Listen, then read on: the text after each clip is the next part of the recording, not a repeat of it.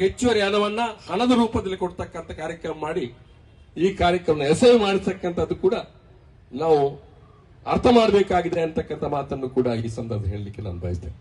ಸೀಮಿತವಾಗಿ ಮಹಾತ್ಮ ಗಾಂಧಿ ಉದ್ಯೋಗ ಖಾತ್ರಿ ಯೋಜನೆ ವಿಚಾರ ಬಹುಶಃ ಅನೇಕ ವಿಚಾರಗಳನ್ನ ಇವತ್ತು ಹರೀಶ್ ಕುಮಾರ್ ಅವರು ಮಾತಾಡಿದ್ದಾರೆ.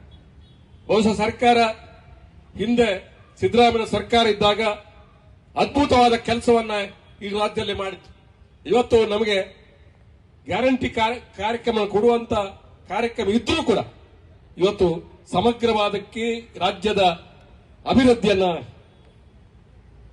ಆಲೋಚನೆ ಇಟ್ಟುಕೊಂಡು ಇವತ್ತು ಎಲ್ಲ ಶಾಸಕರಿಗೆ ದುಡ್ಡು ಹಂಚಿಕೆ ಮಾಡಿ ಬಿಜೆಪಿ ಶಾಸಕರಿಗೆ ಸಹಿತವಾಗಿ ಇವತ್ತೇನು ನಿಮ್ಮ ಹಳ್ಳಿಯಲ್ಲಿ ರಸ್ತೆಗಳು ಶುರುವಾಗಿದೆ. ಇವತ್ತು ಸ್ವಲ್ಪ ದಿವಸಗಳ ಹಿಂದಿನಿಂದ ಅದಕ್ಕೆ ದೊಡ್ಡ ದೊಡ್ಡ ಬ್ಯಾನರ್ ಕಟ್ಔಟ್ ಆಗ್ತಾರೆ, ಅವರ ಮುಖಂಡರಾಗ್ತಾರೆ. ಅದು ದುಡ್ಡು ಯಾರ್ದು ಅಂತ ಹೇಳಿದ್ರೆ ರಾಜ್ಯ ಸರ್ಕಾರ ಕೊಟ್ಟಿರ್ತಕ್ಕಂಥ ಶಾಸಕರ ನಿಧಿ, ಅವರಿಗೆ ಶಾಸಕರಿಗೆ ಇಂತಿಷ್ಟು ಹಣ ಕೊಟ್ಟಿರ್ತಕ್ಕಂಥದ್ದನ್ನು ಅದು ತಾವು ಅದನ್ನು ಅರ್ಥ ಮಾಡಬೇಕು. ಯಾಕೆಂದ್ರೆ ಜನರ ಪ್ರಚಾರದಲ್ಲಿ ಅವರು ಮುಂದಿದ್ದಾರೆ.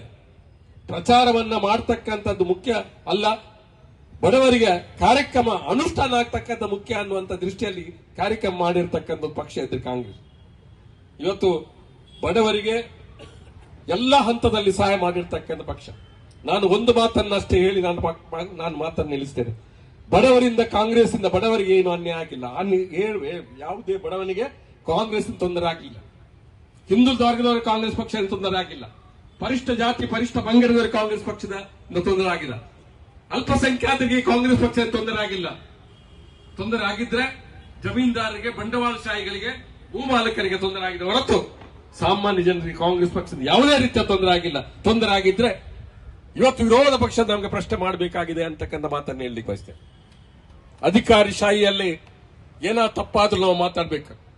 ನಿನ್ನೆ ಉಡುಪಿಯಲ್ಲಿ ಜಿಲ್ಲಾಧಿಕಾರಿ ಒಬ್ಬರು ಇವತ್ತು ಕೇಸರಿ ಧ್ವಜವನ್ನ ಹಾರಿಸುವಂತ ಒಂದು ಕೆಲಸ ಮಾಡಿದರೆ ಅದು ನಾವು ತಪ್ಪು ಅಂತ ಎಲ್ಲ ಕಾಂಗ್ರೆಸ್ ಅವರು ಹೇಳಬೇಕಾದ ಅಗತ್ಯ ಇದೆ ಅಂತ ಹೇಳ್ತಕ್ಕಂಥ ಮಾತನ್ನು ನಾನು ಹೇಳಲಿಕ್ಕೆ ಬಯಸ್ತೇನೆ. ಯಾವ ಮಾತಾಡ್ತಾನೆ ಒಬ್ಬ ಕಾಂಗ್ರೆಸ್ ಪತಾಕೆ ಹಾಕ್ಬೇಕು, ನೀವು ಕಾಂಗ್ರೆಸ್ ಪತಾಕೆ ಹಾಕ್ಬೇಡಿ, ಕೇಸರಿ ಪತಾಕೆಯನ್ನು ಹಾಕ್ಬೇಡಿ, ನೀವು ಹಸಿರು ಪತಾಕೆಯನ್ನು ಹಾಕ್ಬೇಡಿ, ಯಾವುದೇ ಪತಾಕೆಯನ್ನು ಹಾಕ್ಬೇಕು. ದೇವಸ್ಥಾನದ ಕಾರ್ಯಕ್ರಮ, ಆ ದೇವಸ್ಥಾನದ ಕಾರ್ಯಕ್ರಮ ಎಲ್ಲರೂ ಸಮಾನವಾದ ಅವಕಾಶ ಕೊಡ್ತಕ್ಕಂಥ ಕಾರ್ಯಕ್ರಮ ಆಗಲಿ, ಯಾವುದೇ ಬಣ್ಣದ ಯಾವುದೇ ರೀತಿಯ ರಾಜಕೀಯ ಪ್ರೇರಿತವಾದಂತ ಪತಾಕೆಗಳು ಯಾರು ಹಾರಿಸ್ತಾರೆ ಅದನ್ನ ನಾವು ಖಂಡಿತವಾಗಿ ಧಿಕ್ಕರಿಸಬೇಕು ಅಂತ ಹೇಳ್ತಕ್ಕಂಥ ಮಾತನ್ನು ಹೇಳ್ತಾ ನನ್ನ ಎರಡು ಮಾತನ್ನು ಮುಕ್ತಾಯ ಮಾಡ್ತೇನೆ. ಬಡವರ ಬದುಕಿನಲ್ಲಿ ದ್ವೇಷ ಇರಬಾರದು, ಬಡವರಿಗೆ ಬದುಕಲಿಕ್ಕೆ ಬಿಡಬೇಕು. ನೀವು ಈ ಯೋಜನೆ ಜಾರಿಗೆ ತಂದು 14 ವರ್ಷಗಳಾಯಿತು. 10 ವರ್ಷಗಳ ಸಮಗ್ರವಾಗಿ ಗ್ರಾಮಾಂತರ ಭಾಗದಲ್ಲಿ ಈ ಯೋಜನೆ ಬಗ್ಗೆ ನೀವೇನಾದರೂ ಸರ್ವೆ ಮಾಡಿ. ಈ ಯೋಜನೆ ಜನರಿಗೆ ಪ್ರಯೋಜನ ಆಗುವುದಿಲ್ಲ. ಈ ಯೋಜನೆಯಿಂದ ಸರ್ಕಾರದ ದುಡ್ಡು ಪೋಲಾಗ್ತಾ ಇದೆ. ಈ ಯೋಜನೆಯಿಂದ ಬಡವರು ಕೆಲಸವನ್ನ ಮಾಡ್ತಾ ಇಲ್ಲ ಅಂತ ಹೇಳುವುದ ಏನಾದರೂ ನಿಮ್ಮ ಹತ್ರ ದಾಖಲೆಗಳಿದೆಯಾ? ಇದನ್ನ ಕಾಂಗ್ರೆಸ್ನ ಪಾರ್ಲಿಮೆಂಟ್ ಮೆಂಬರ್ ಪ್ರಶ್ನೆ ಮಾಡಿದ್ರು ಲೋಕಸಭೆಯಲ್ಲಿ. ಹೇಳಿ, do you have any survey ಈ ಕಾನೂನನ್ನ ನೀವು ತೆಗೆಯಲಿಕ್ಕೆ? ಉತ್ತರ ಇಲ್ಲ. ಉತ್ತರ ಇಷ್ಟೇ, ದ್ವೇಷ. ಆ ಕಾನೂನು ಕಾಂಗ್ರೆಸ್ ಪಕ್ಷದ ಸರ್ಕಾರ ಜಾರಿಗೆ ತಂದಿತ್ತು, ಅದನ್ನ ತೆಗೆದುಹಾಕಬೇಕು. ದೇಶದ ಚರಿತ್ರೆಯನ್ನ ಬದಲಾವಣೆ ಮಾಡಬೇಕು.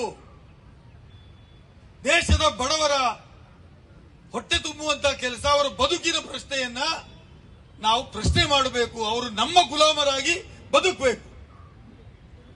ನೀವು ಮಾಡಿದಂತ ಯೋಜನೆಯಲ್ಲಿ ಬಡವರ ಗುಲಾಮರಾಗಿ ಆಗುವುದಿಲ್ಲ ಅಂತೇಳಿ ಹೇಳುವ ಧೈರ್ಯ ಬಿಜೆಪಿಗಿದೆಯಾ ಅಂತ ನಾನು ಪ್ರಶ್ನೆ ಮಾಡಲಿಕ್ಕೆ ಬಯಸ್ತೇನೆ. ನಾವು ಕಾಂಗ್ರೆಸ್ ತಂದಂತ ಮನ್ರೇಗಾ ಯೋಜನೆ ಈ ದೇಶದ ಪ್ರತಿಯೊಂದು ಗ್ರಾಮ ಪಂಚಾಯಿತಿಗೂ ಹೋಗ್ತಾ ಇತ್ತು. ಪ್ರತಿ ವರ್ಷ ಒಂದು ಗ್ರಾಮ ಪಂಚಾಯಿತಿ ಕನಿಷ್ಠ 1 ಕೋಟಿ ರೂಪಾಯಿಯ ಉದ್ಯೋಗವನ್ನ ಮಾಡ್ತಾ ಇತ್ತು. ಮತ್ತು ಪಂಚಾಯತ್ನಲ್ಲಿ ಅನೇಕ ರೀತಿಯಲ್ಲಿ ಆಸ್ತಿಗಳನ್ನ ಸಂಗ್ರಹ ಮಾಡ್ತಾ ಇತ್ತು. ಆಸ್ತಿಗಳು ಅಂದ್ರೆ ರಸ್ತೆ ಮಾಡ್ತಾ ಇದ್ರು, ಮನೆ ಕಟ್ತಾ ಇದ್ರು, ಬಾವಿಗಳನ್ನ ಮಾಡ್ತಾ ಇದ್ರು, ತಮ್ಮ ಭೂಮಿಯನ್ನ ಸಮತಟ್ಟು ಮಾಡ್ತಾ ಇದ್ರು, ಪಂಚಾಯತ್ ಕಚೇರಿಗಳನ್ನ ಕಟ್ತಾ ಇದ್ರು ಮತ್ತು ತನಗೆ ಬೇಕಾದ ಕೆಲಸಗಳನ್ನ ತಾವೇ ಮಾಡುವ ರೀತಿಯಲ್ಲಿ ಆ ಒಂದು ಯೋಜನೆ ಜಾರಿಗೆ ಇತ್ತು.